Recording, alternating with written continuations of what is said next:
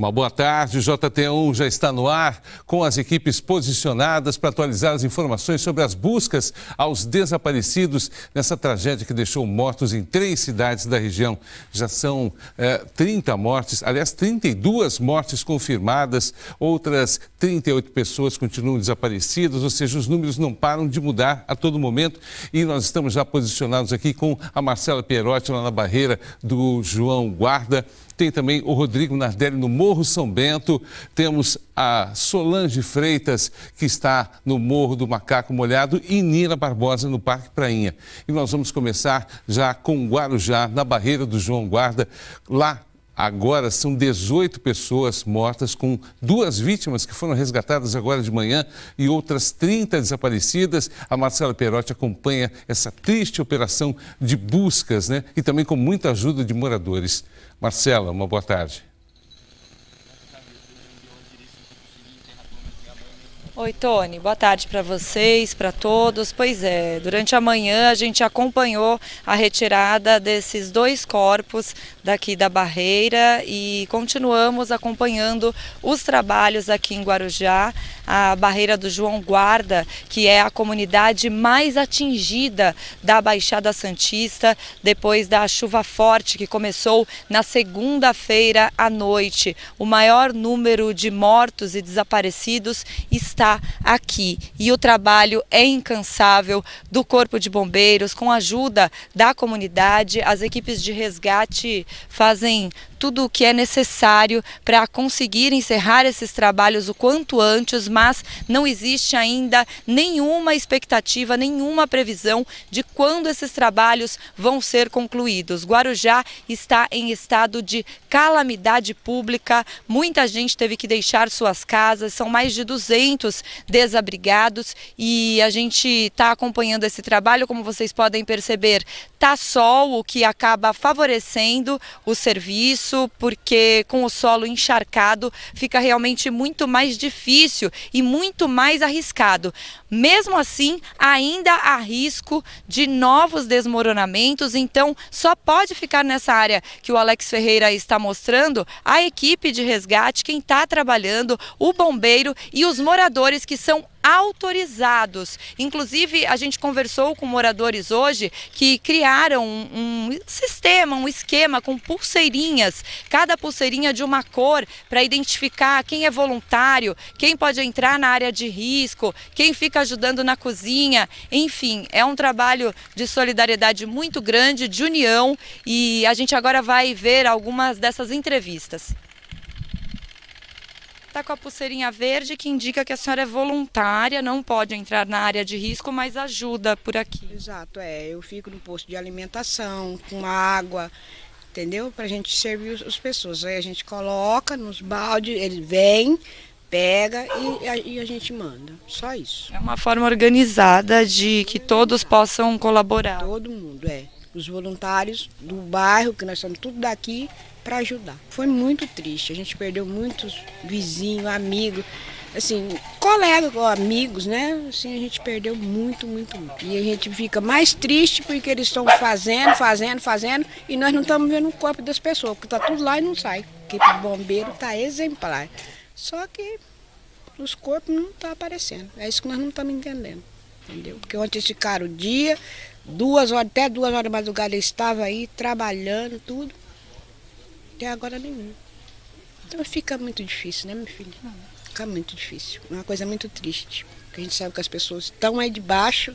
Dona, quantas pessoas tem? E a gente tinha 60 barracos aí. Enquanto houver perspectiva de vítima, nós continuaremos trabalhando. E por enquanto ainda há um grande número de desaparecidos. Então a nossa perspectiva é ficar por vários dias ainda trabalhando. Ainda existe sempre a chance, a esperança, pelo menos, de encontrar algum sobrevivente. Como que é o trabalho dos bombeiros nesse sentido? Explica um pouco para as pessoas entenderem a dificuldade numa situação dessa. O que desceu foi muita lama, né, muito barro, e ela vai descendo junto com pedras e ele vai os bolsões já vão sendo incorporados por essa lama, o que dificulta a chance de terem vítimas com vidas. Não que seja impossível, mas dificulta muito. Se fosse um desabamento, quando desaba, formam vãos em que possibilita a vítima permanecer naquele local. Então o soterramento sempre é uma dificuldade maior, mas a gente vai continuar trabalhando independente disso e a gente acredita ainda muito. Vai diminuir a experiência de ter gente viva, né? Mas a experiência que vamos achar, a gente não pode perder, que a fé em Deus é grande, né? E eu tenho fé em Deus que nós vamos achar mais gente viva aí sim. Os caras são profissionais, vai dar tudo certo. Deus ajudar, não chover, tem para ajudar, que corre risco de ceder ainda, por isso que eles proibiram a gente de estar trabalhando lá. Então a gente tem que entender os profissionais, na verdade. As máquinas entrou, então agora é entregar na mão de Deus e que Deus abençoe e que sai tudo bem. Essa mesma esperança está em outro ponto do Guarujá. A gente vai falar com a Solange Freitas, que está acompanhando as buscas dos bombeiros e também voluntários da comunidade no Morro do Macaco Molhado, por vítimas aí dos desmoronamentos.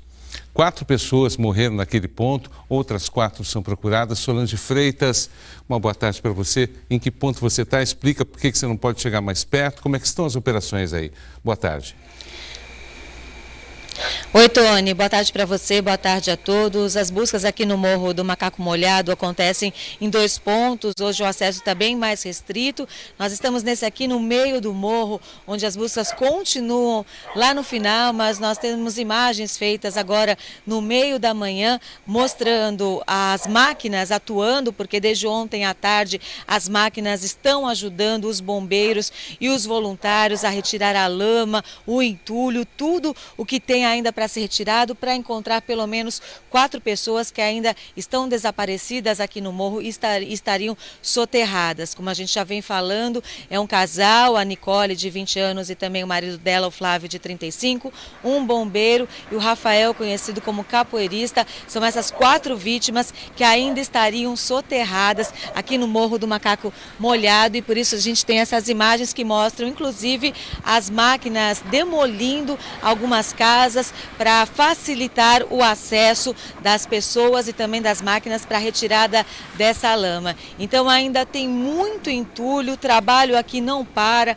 à noite, de madrugada, para conseguir encontrar essas 4 pessoas desaparecidas. Nós estamos aqui nesse ponto, no outro ponto onde tem as buscas em cima do morro, também o acesso está bem restrito porque há riscos de deslizamentos. É bem complicado aí o trabalho aí dos voluntários, dos bombeiros, na retirada desse entulho para que as vítimas sejam localizadas. E nós estamos aqui no Morro do Macaco Molhado e a gente foi procurado por algumas mães. Eu estou aqui, boa tarde, como é seu nome? Esmeralda. E o seu nome? Alessandro. Então as duas estavam contando que elas perderam tudo, elas praticamente não têm mais como chegar nas suas casas e estão numa escola. Qual o problema que vocês estão enfrentando? Escola que a diretora de lá quer dar aula, falou que nós temos que sair para dar aula, nós não tem para onde ir. Qual é a escola que vocês estão? Da Vila Edna Coralina.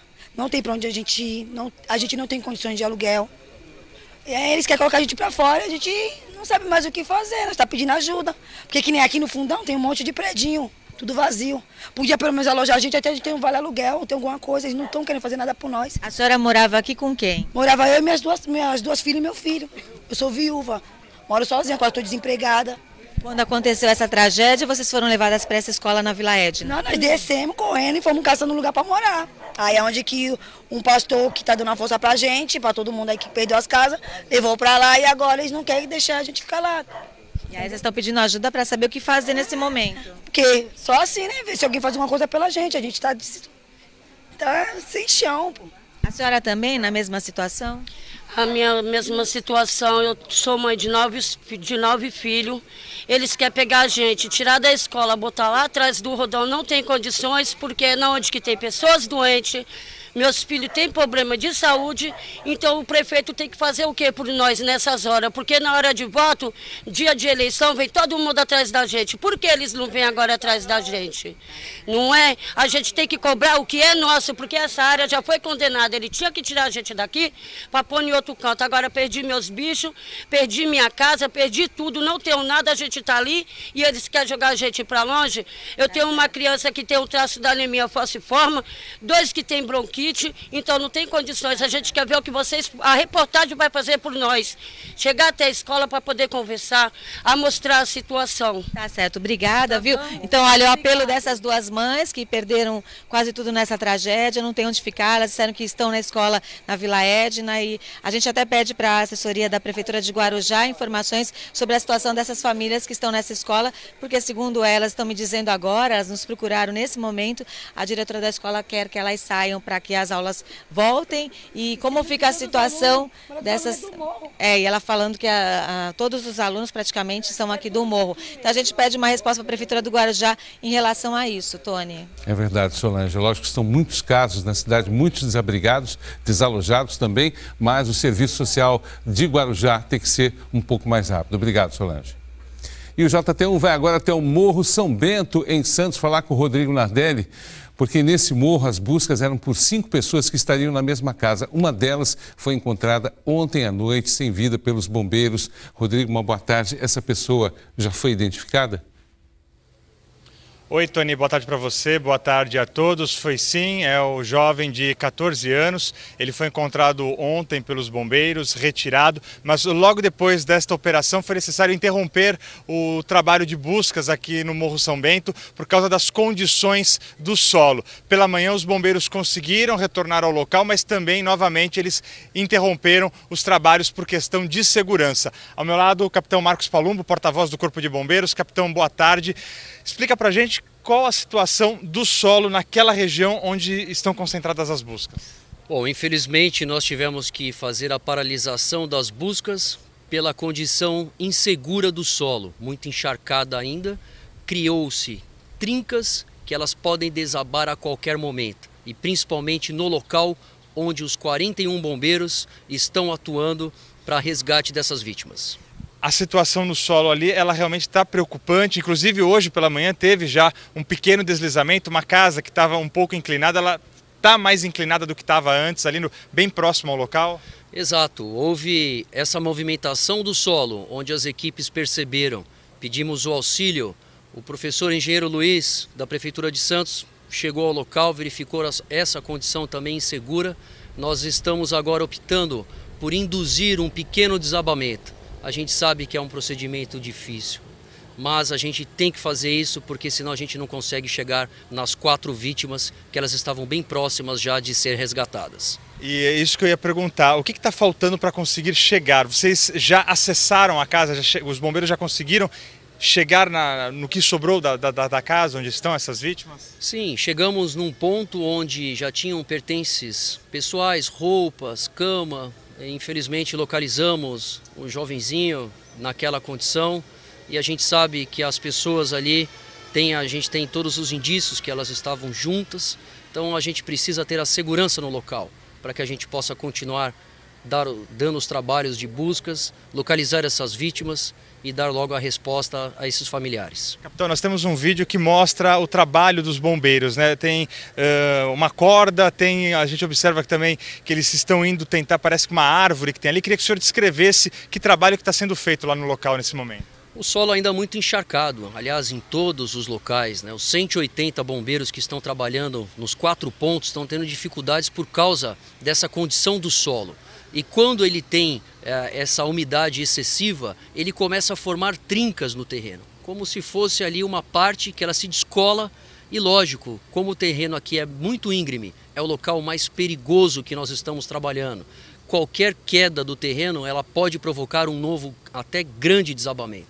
Mas é o risco, nós precisamos fazer isso. Por isso da indução, é um cabo de aço tracionado numa árvore que foi arrastada pelo deslizamento. Nós vamos puxar essa árvore e com certeza essa trinca, toda aquela parte do terreno solto, ela vai descer. É um procedimento extremamente perigoso, mas ele é necessário para que a gente chegue nas vítimas. Ok, capitão, muito obrigado pela sua entrevista.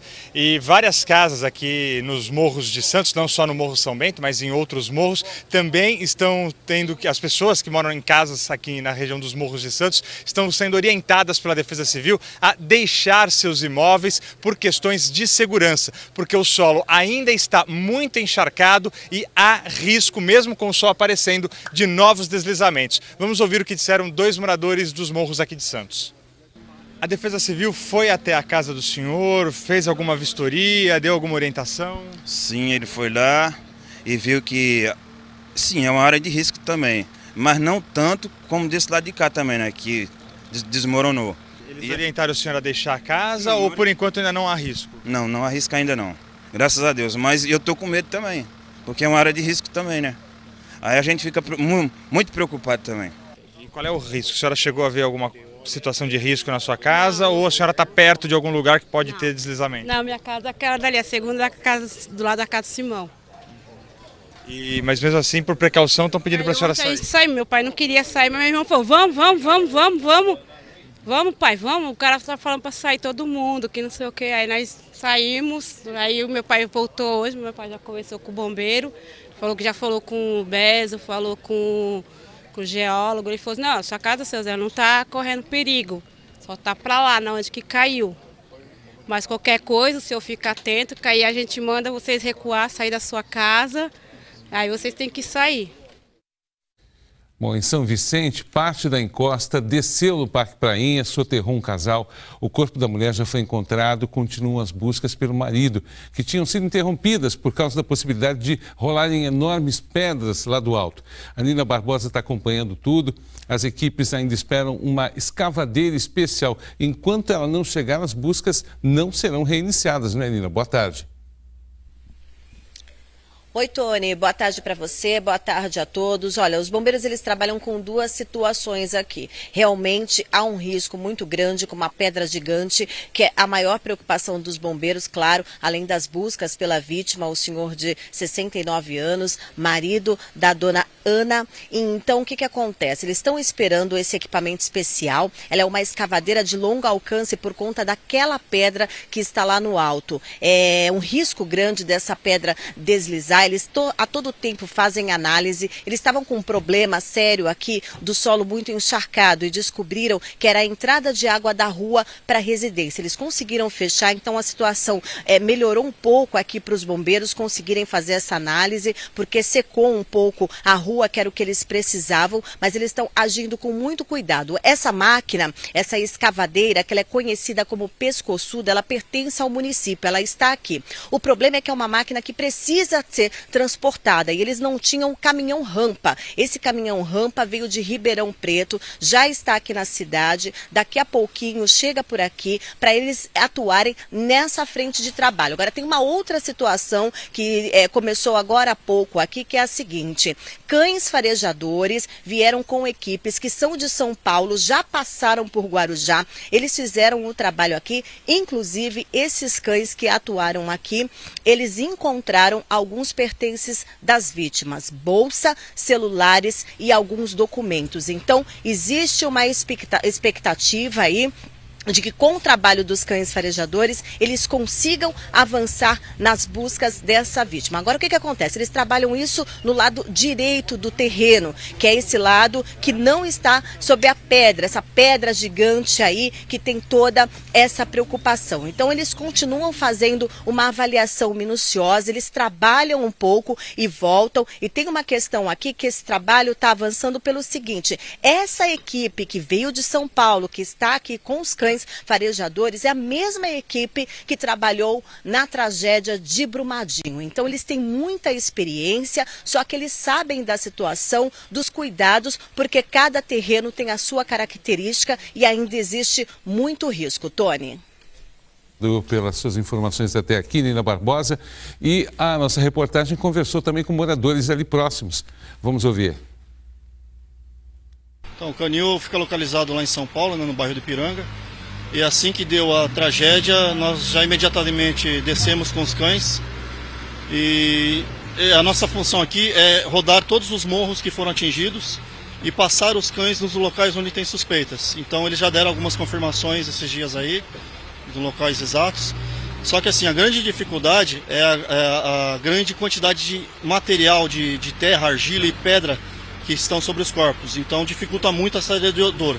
Então é um trabalho meio que de formiguinha. Cada morro tem sua peculiaridade, né? Aqui tem muita rocha, alguns tem mais lama, então tá muito perigoso, é bem íngreme o terreno e tem que ser um trabalho feito com cuidado, tá?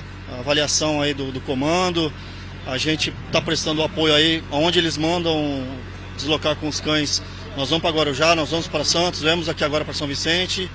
E acabando aqui as buscas, vamos para outro ponto ainda, esperando a determinação deles. Esses cães trabalham até a noite, então a gente está fazendo um regime de 12 horas, justamente para dar um descanso para os cães. Amanhã vem outra equipe com 4 integrantes e mais 3 cães para fazer esse revezamento aí dos trabalhos. Bom, essa é a equipe especial aí que está trabalhando na busca deste corpo, ainda lá no Parque Prainha. E a possibilidade de se encontrar sobreviventes em meio a toneladas de pedras e lama está ficando menor a cada hora que passa, infelizmente. O repórter Felipe Guedes sobrevoou a zona do desastre. A Baixada Santista tem várias montanhas entre as cidades, os rios e o mar. Hoje, do alto, dava para ver várias clareiras provocadas pelos deslizamentos no início da semana. Essa é a barreira João Guarda, um dos morros mais afetados aqui em Guarujá. E o deslizamento a gente vê que ele começou bem do alto do morro e aí desceu terra, árvore, pedra, engolindo tudo que tinha pela frente. Aqui o trabalho dos bombeiros e dos voluntários se concentra em 3 pontos. Cerca de 50 casas foram destruídas e algumas estão soterradas. Pelo menos 16 pessoas morreram aqui. Comparando a imagem de hoje com essa de satélite, a gente vê o que existia aqui antes do deslizamento. O Morro Barreira João Guarda fica no bairro Balneário Guarujá. A outra área mais afetada na cidade fica praticamente na parte de trás dessa encosta. Aqui na região do Morro do Macaco Molhado, a área afetada pelo deslizamento é muito grande. Esse é um trabalho que tem que ser bem delicado, bem cuidadoso. E é por isso que eles trabalham com pás, com baldes, na tentativa de localizar os desaparecidos. Na imagem de satélite, que não tem data, dá para ver que aqui já tinha tido um pequeno deslizamento de terra que não chegou a atingir as casas. Mas a chuva no início dessa semana provocou um escorregamento bem maior. Pelo menos 5 pessoas morreram no Morro do Macaco Molhado. Aqui em Santos, muitas encostas são ocupadas e os deslizamentos de terra se concentraram em 3 morros, bem próximos. Um dos deslizamentos é esse aí. No Morro São Bento, 5 pessoas de uma mesma família estão desaparecidas. Ele fica na mesma região do Morro do Pacheco e do Morro do Tetel, onde 2 corpos já foram encontrados. A Prefeitura de Santos registrou mais de 70 deslizamentos, praticamente em todos os morros da cidade. Em São Vicente, onde 2 pessoas morreram, a Prefeitura contou 25 deslizamentos. Um sistema do Centro de Alerta de Desastres Naturais identificou no fim de semana, antes das chuvas, que os morros da Baixada Santista já estavam encharcados e que havia risco de deslizamentos. Mas como esse sistema ainda está em fase de testes, o CEMADEM disse que não podia fazer alertas oficiais. Nós iniciamos esse projeto, efetivamente, a operação dele, no semestre passado. Então nós estamos no primeiro ciclo de verão, que é o ciclo que tem as chuvas, e então nós estamos num processo de calibração, de definição, inclusive, dos limiares mais críticos. No próximo bloco você vai ver como é que está a situação no Vale do Ribeira. Até já!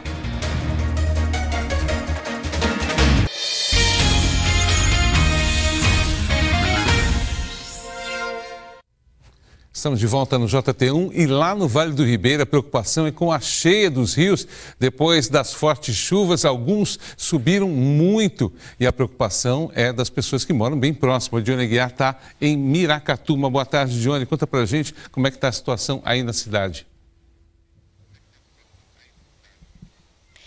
Boa tarde, Tony. Boa tarde a todos. Aqui em Miracatu, agora a situação é um pouco mais tranquila. O rio São Lourenço, como a gente mostrou aí nos últimos dias, subiu 6,20 metros, o que preocupou bastante a Defesa Civil e também trouxe problemas para algumas áreas da cidade, inclusive a parte mais baixa da cidade, que é essa aqui onde a gente está. Nós estamos perto de um córrego.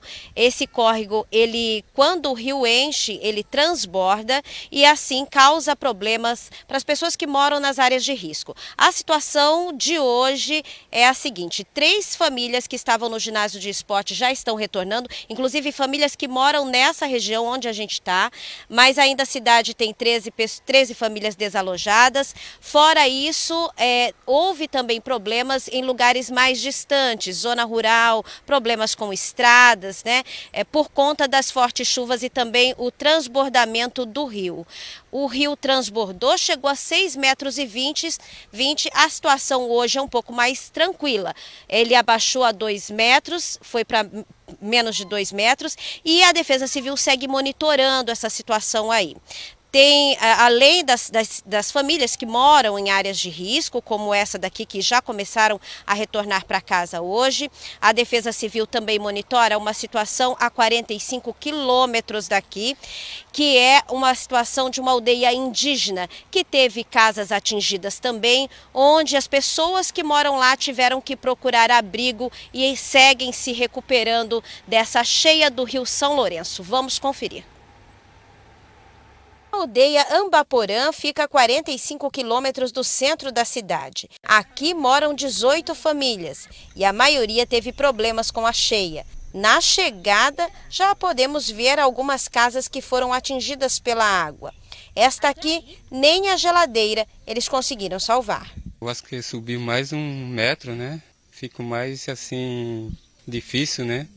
Tirar algumas coisas dentro da casa, então foi horrível mesmo. Enquanto a água não baixava, eles improvisaram um abrigo nessa escola e em tendas para dormir e cozinhar. Alimentos foram perdidos e roupas também. Para atender às necessidades da aldeia, a Defesa Civil de Miracatu veio com um carro de alimentos e produtos de higiene.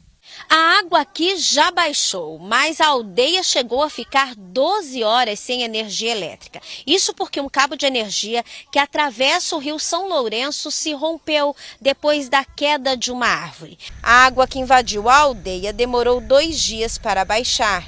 As madeiras das casas terão de ser trocadas. A Defesa Civil continua dando apoio para as famílias. Conseguimos chegar de carro para dar apoio logo de manhã. Prioridade aqui por causa das crianças, água potável que não tinha, roupa e as outras demandas aqui. Estamos empenhados não só aqui na aldeia, os outros bairros foram atingidos, já voltou a restabelecer, energia, transporte fundamental também já voltou. E estamos empenhados em mapeando e monitorando dentro do Rio São Lourenço. No ginásio de esportes da cidade, no centro, as 3 famílias que saíram das áreas de risco esperam a liberação da Defesa Civil para voltar para as casas. A água estava quase chegando na minha casa, né? Então, tenho criança, então não ia arriscar ficar com a criança lá, sendo que a prefeitura, a turma aqui, né, já estava lá, já tinha um lugarzinho para mim ficar aqui, estou mais segura até a água baixar. Estou segura aqui, por enquanto. Bom, e a gente, já que está falando do Vale do Ribeira, esse perigo de enchentes e tudo mais, vamos conversar com Janaína Rony sobre a previsão do tempo para aquela região do estado lá. O Vale do Ribeira, a gente está até com imagens aqui no nosso telão. Ao vivo de Miracatu, inclusive, o céu está bonito, quer dizer, está com nuvens, mas nuvens brancas, né? Não são carregadas. Boa tarde para você, boa tarde a todos. A previsão aí dos meteorologistas é que o sol continue a brilhar aí hoje e nos próximos dias no Vale do Ribeira. Não há previsão de chuva. Isso é bom. E principalmente de chuva forte, né? Porque é o que mais as pessoas estão com medo.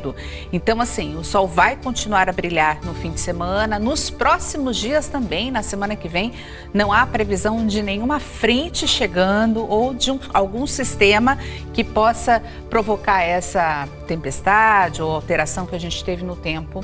E aí, previsão é de tempo bom, principalmente lá no Vale. A gente está com a previsão de temperaturas para Eldorado, 27 graus, as temperaturas estão em elevação. No fim de semana a gente pode perceber que no domingo pode chegar aos 29 graus e aí na próxima semana aí 30 graus, então o calor volta novamente. Nós que tivemos aí também temperaturas mais baixas nos últimos dias por conta de todo esse sistema que passou pela nossa região. Então a gente tem 27 hoje, 21 de mínima e olha só, nem nada de chuva. Ainda bem que isso ajuda principalmente as famílias que querem se recuperar aí dessa forte chuva. O pessoal com medo, da alta, né? de enchentes, de rios e tudo mais? Em 7 Barras, A gente está com 28 graus, está com temperatura um pouco mais elevada. E em Cananéia, 27 graus para hoje, com mínimas aí um pouco mais baixas, né? 19, 18, o que é normal mesmo para Cananéia, Piaí, enfim. E aqui na Agora Baixada? a gente vai para... Vamos para a Baixada, rapidamente? Claro. Em Santos, máxima prevista para hoje, 26 graus. As temperaturas continuam um pouco mais agradáveis, começam a subir mesmo a partir de segunda-feira. E a possibilidade de chuva é mínima aí para a cidade de Santos. Praia Grande também, 2 milímetros de chuva a gente tem para hoje. Para o fim de semana, tempo bom. A gente espera que o tempo realmente consiga se manter assim. As equipes lá estão trabalhando arduamente e precisam de um tempo bom aí, que o solo esteja bem seco. Obrigado, os Janaína modelos Rony. meteorológicos confirmam isso. Muito obrigado. Ainda bem. Obrigada. E a gente vai mudar de assunto para falar do coronavírus. Praia Grande descartou todos os casos suspeitos do vírus.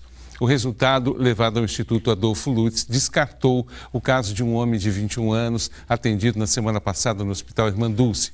Na quarta-feira, a Prefeitura de Santos também havia descartado 2 casos suspeitos. Uma paciente de 75 anos que visitou a Itália e a França e outra de 60 anos que também foi visitar a Itália. A seguir, a gente volta com informações sobre o trabalho dos bombeiros e voluntários na busca por desaparecidos.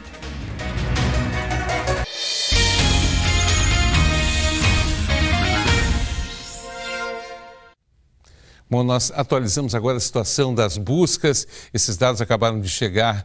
Guarujá, que é a cidade mais atingida, ainda existem 34 pessoas desaparecidas. O número subiu, 25 mortes foram confirmadas. Como vimos, um novo corpo foi encontrado agora há pouco, um pouco antes do meio-dia, na barreira do João Guarda, mas a Defesa Civil ainda não contabilizou esse corpo. Em São Vicente, 2 mortes estão confirmadas. As equipes ainda buscam o corpo de um senhor no Parque Prainha. E em Santos, 4 mortes confirmadas e 4 pessoas ainda estão desaparecidas, todas elas de uma mesma família no Morro São Bento. E a Solange Freitas, em Guarujá, continua acompanhando as buscas lá no Morro do Macaco Molhado. Solange. Permitiram que a gente ficasse mais próximo para mostrar como acontecem as buscas neste momento. A gente vê aí a máquina trabalhando, eles já demoliram uma outra casa aqui ao lado, que já estava condenada, e isso para facilitar o trabalho de buscas dos bombeiros. Tem essa máquina e uma outra aqui nessas buscas, mais os bombeiros e também a ajuda dos voluntários da comunidade para encontrar as 4 pessoas que continuam desaparecidas aqui no Morro do Macaco Molhado. No início do jornal, nós entramos ao vivo com 2 mães pedindo ajuda porque elas estão numa escola, parece que é uma escola estadual, e elas disseram que a diretora está querendo que voltem às aulas, que o pessoal saia de lá. Bom, a gente precisa ouvir o outro lado também, né? Essa foi a denúncia das mães que chegaram aqui pertinho da gente falando sobre isso. Nós gostaríamos de uma resposta tanto do Estado quanto da Prefeitura, porque se elas têm que sair de lá, as famílias têm que sair de lá. Cadê a assistência social para dar um apoio neste momento, já que essas famílias estão sofrendo demais com a perda de parentes e também perderam tudo, né? Praticamente tudo, não tem mais casa, não tem mais nada, e essas famílias estão de um lado para o outro. Então a gente pensa que nesse momento, a gente tem que ouvir, claro, a escola também, mas pensa que nesse momento não há do que se pensar em ter aulas, ainda mais uma escola que é do Morro, que a maioria dos alunos é do Morro.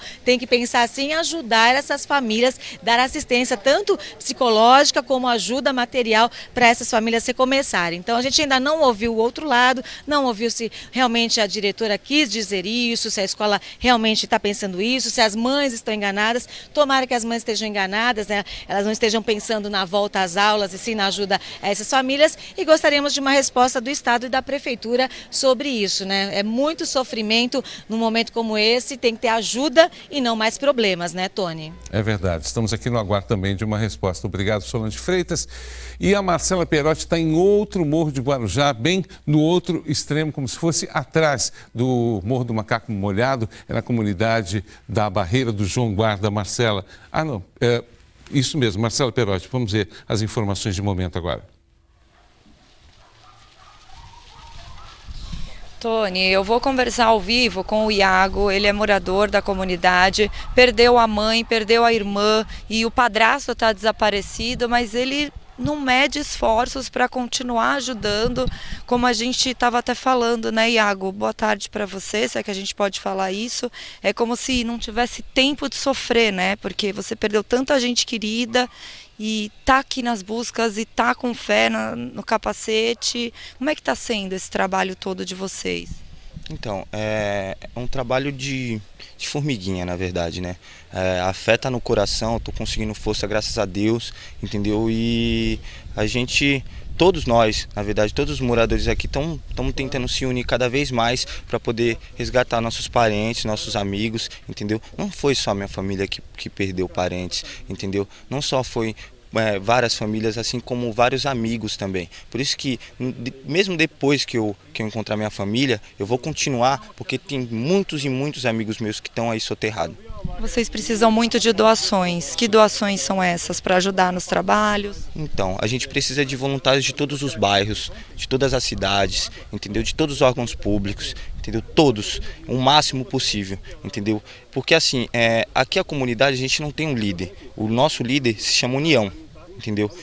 Essa união que está fazendo a força para a gente conseguir resgatar cada vez mais as pessoas e dar um enterro digno para as famílias, entendeu? Assim como eu consegui ontem fazer o enterro da minha mãe e da minha irmã. O que vocês precisam mais? Então, a gente está priorizando. Primeiro eu queria pedir uma gentileza a todos, entendeu? Que em vez de ficar divulgando coisas nas redes sociais, priorize pedir água, priorize pedir ferramenta, ajuda de pessoas, entendeu? Porque quanto mais melhor, entendeu? Quanto mais pessoas melhor, entendeu? Mas priorizar água, alimento, entendeu? E força, entendeu? Pessoal das igrejas aí que estão dando ajuda, estão dando assistência, os órgãos públicos também, não tem como reclamar, tem que agradecer, entendeu? Assim, se você estiver em casa assistindo e você puder se locomover para cá para ajudar, vai ser muito válido. Obrigada, Iago. Nossos sentimentos, viu, pela sua família. Tony. Obrigado, Marcelo. Está aí dado o recado da própria comunidade.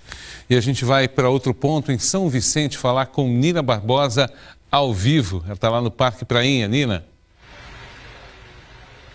Oi, Tony. Olha, a gente vai conseguir mostrar para vocês aqui ao vivo o início da operação mais complicada aqui no Parque Prainha em São Vicente. A máquina especial, a escavadeira que tem capacidade de longa distância, esse braço que vocês estão vendo aí, ele alcança no mínimo 14 metros, e é isso que vai acontecer. Eles trouxeram, essa é a chamada pescoçuda, que é um equipamento muito utilizado na construção, e eles trouxeram essa máquina com a preocupação da pedra gigante que está lá e tem um risco de deslizamentos. A gente vem mostrando para vocês, desde o início aqui, a preocupação no Parque Prainha com essa situação. A expectativa para a chegada desse equipamento era grande, porque as buscas por uma pessoa desaparecida, um senhor de 69 anos, o Jaime, o marido da dona Ana, continua. Então eles estavam agora há pouco com o trabalho dos cães farejadores aqui,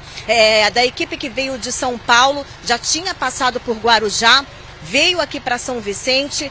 É uma equipe que tem muita experiência nesse tipo de trabalho, já atuou na tragédia de Brumadinho, e aí eles pararam aqui até para os cães descansarem e eles começarem essa outra frente de trabalho, que é uma operação que vai levar um tempo, porque eles precisam de uma análise minuciosa. Vocês estão vendo que a máquina aqui, ela teve que ser trazida num caminhão prancha, como ele é chamado, por conta que ela vem assim, olha, as rodas numa esteira. Então ela tem uma locomoção devagar, ela foi trazida para cá aos poucos, por isso a demora do início dessa operação. Tony. Obrigado, Nina, que tudo fique aí de uma forma segura para a operação dos bombeiros e a retirada desse corpo aí que se espera. O Rodrigo Nardelli está acompanhando as buscas no Morro São Bento, em Santos. Rodrigo. Tony, no começo do jornal nós tínhamos falado que os bombeiros trabalhavam para forçar a indução. Eles agora conseguem acessar de novo a casa com uma certa segurança. Claro que eles estão tomando todos os cuidados, porque ainda há risco de deslizamentos, mas eles já conseguem fazer um caminho com segurança. Eles acabaram de voltar a retirar o material de sedimentos que está dentro da casa para tentar localizar as 4 vítimas que ainda estão desaparecidas aqui na cidade. Lembrando que ontem à noite os bombeiros encontraram o jovem de 14 anos que estava desaparecido. Pelas informações que os bombeiros passaram para a gente, todos os que moravam na casa, 5 pessoas, elas estavam no mesmo cômodo e eles estão tirando o material para conseguir chegar até essas vítimas. A Defesa Civil de Santos está orientando moradores de áreas de risco. Eles estão passando em algumas casas que há risco de queda ou que estão próximas a áreas onde teve deslizamento e correm algum tipo de risco, pedindo para que esses moradores saiam, que eles vão para a casa de parentes, de amigos ou para um abrigo da prefeitura. Segundo a última atualização, 274 famílias foram afetadas aqui em Santos por causa das chuvas do início dessa semana. São 804 pessoas entre desabrigados e desalojados, sendo que 185 pessoas estão em abrigos da prefeitura. Então, os bombeiros, eles continuam fazendo o trabalho aqui no Morro São Bento, onde 4 pessoas continuam desaparecidas, e as pessoas que moram em outras casas aqui nos Morros de Santos estão sendo orientadas, caso tenha algum risco ou caso elas percebam algum sinal de risco, para que elas entrem em contato com a Defesa Civil ou deixem suas casas. Tony. Obrigado, Rodrigo. E a gente volta com outras informações sobre as buscas nas 3 cidades da região durante a programação. Nossa solidariedade com as famílias que perderam seus entes queridos. JT2 começa logo após a novela Éramos 6, com outras informações para você. Na medida do possível, uma ótima tarde.